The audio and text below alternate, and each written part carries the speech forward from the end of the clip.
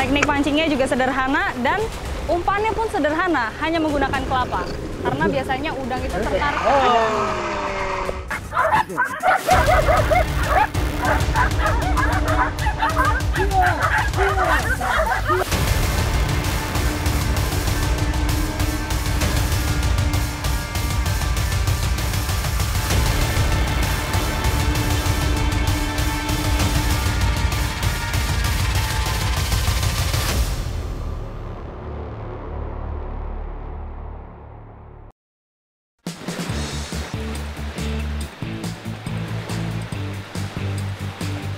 Mentari pagi seperti malu-malu menampakkan diri ketika saya memasuki Malaumkarta, sebuah kampung adat yang terletak di distrik Makbon, Kabupaten Sorong, Papua Barat. Selain pesona alamnya, Malaumkarta juga menyimpan berbagai harta karun yang menarik untuk dijelajahi.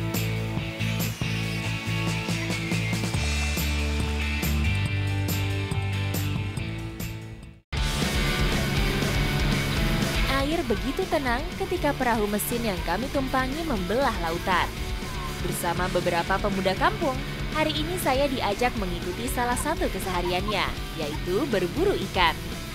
Berbekal peralatan hasil rakitan, inilah salah satu cara tradisional yang diperbolehkan aturan adat Malaumkarta saat mencari ikan di laut. Sekarang kami sudah sampai di spot yang biasa mereka melakukan molo, yaitu spot sio. Nah, karena di sini tuh banyak karang-karang yang masih bagus dan juga ikan-ikan yang banyak. Ikuti jejak saya, jejak petualang. Laut tempat perburuan kami masuk ke dalam kawasan Egek, yaitu konservasi tradisional yang mengatur larangan pemanfaatan hasil laut dalam luas dan rentang waktu yang sudah ditetapkan secara adat. Selain ikan, semua binatang laut tidak boleh diambil, hingga jadwal Egek kembali dibuka. 1, 2, 3. Molo dalam bahasa Papua artinya menyelam. Selain kemampuan berenang, molo juga membutuhkan kekuatan menahan nafas dalam air, serta ketepatan dalam membidik ikan. Baru beberapa menit menyelam, bidikan pertama kami berhasil mengenai sasaran. Ikan apa ini? Mayu. Ikan bayu. Belum ada 5 menit turun, sudah dapat ikan bayu. Wah, dia punya warna kuning dan biru. Surgeonfish, itulah istilah umum yang biasa disematkan untuk jenis ikan ini. Cantik tapi berbahaya. Seperti namanya, ikan ini memiliki sirip setajam pisau bedah.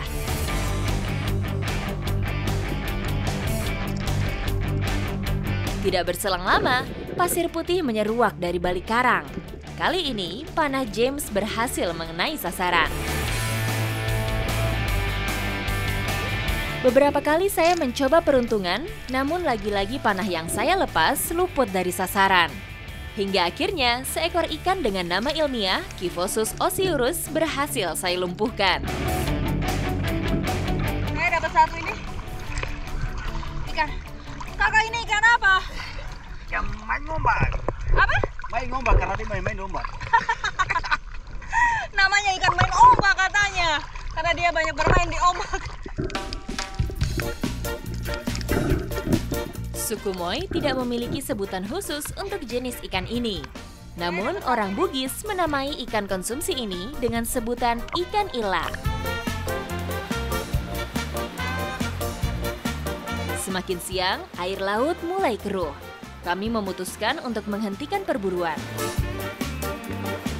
Habis ini, ikan-ikan hasil tangkapan kita mau diolah dengan suatu bahan yang berbeda. Kira-kira seperti apa ya? Ikuti jejak saya, jejak petualang.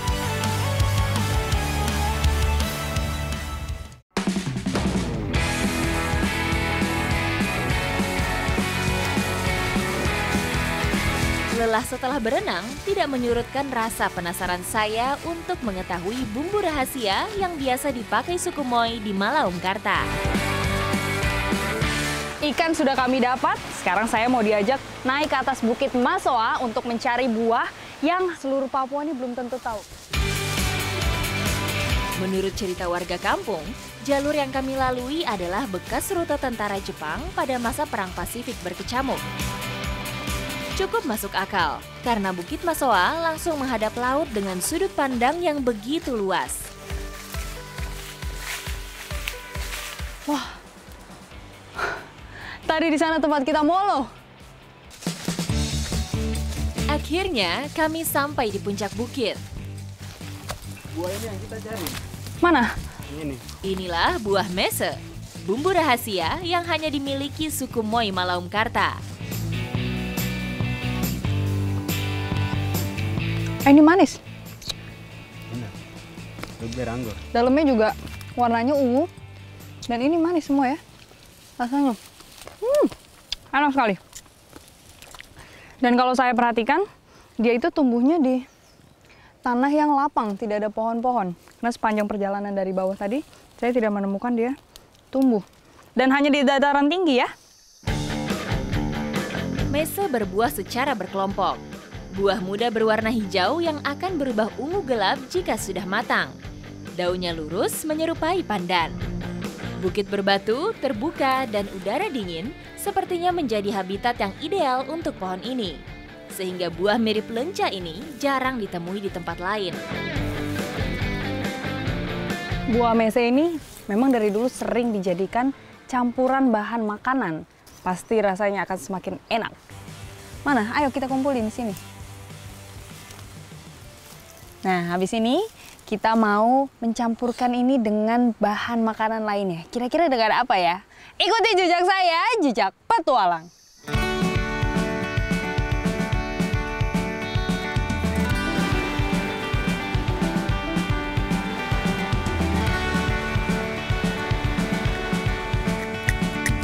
Kembali ke ratusan tahun silam.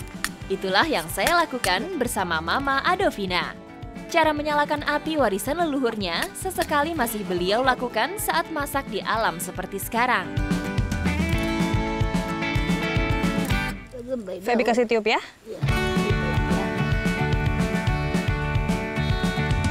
Wah, sudah kelihatan apinya, Mama. Jadi sekarang saya sedang mau mencoba memasak dengan cara yang memang suku Moi dulu lakukan sebelum mengenal korek api. Yaitu dengan ini nih, korek api tradisional ya, Mama ya. Sebagai generasi terakhir yang masih mahir menyalakan api secara tradisional, Mama Adovina selalu membawa peralatannya saat beraktivitas di luar. Mereka menyebut ini adalah masang kidi atau bambu. Dan yang ini namanya ligi. Jadi cara kerjanya digesekkan seperti ini.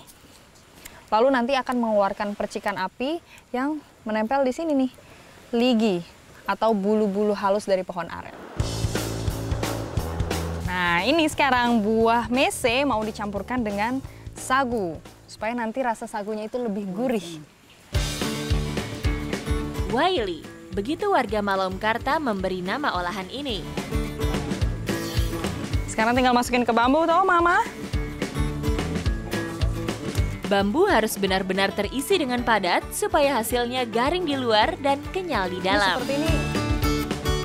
Menariknya, Waili sedikit pun tidak menggunakan air karena dimasak dalam ruas bambu basah yang akan mengeluarkan uap dan air saat dibakar.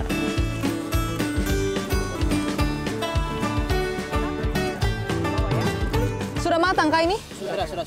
Ya udah, angkat sudah. Pelan-pelan.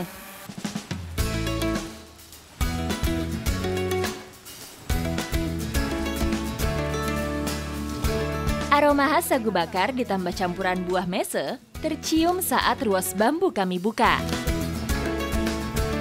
Merapat. Kita ambil, Mama. Ayo coba, Mama. Warna ungu gelap nampak mendominasi bagian dalam sagu. Rasa manis buah mese memberi rasa khas Waili. Sagu yang dicampur buah mese ini menambah rasa gurih, manis, dan ada crunchy-crunchy-nya. Tenggelam menikmati kelezatan Waili, tak terasa hari semakin senja. Dari kejauhan, nampak para nelayan memacu perahunya untuk pulang ke rumahnya masing-masing.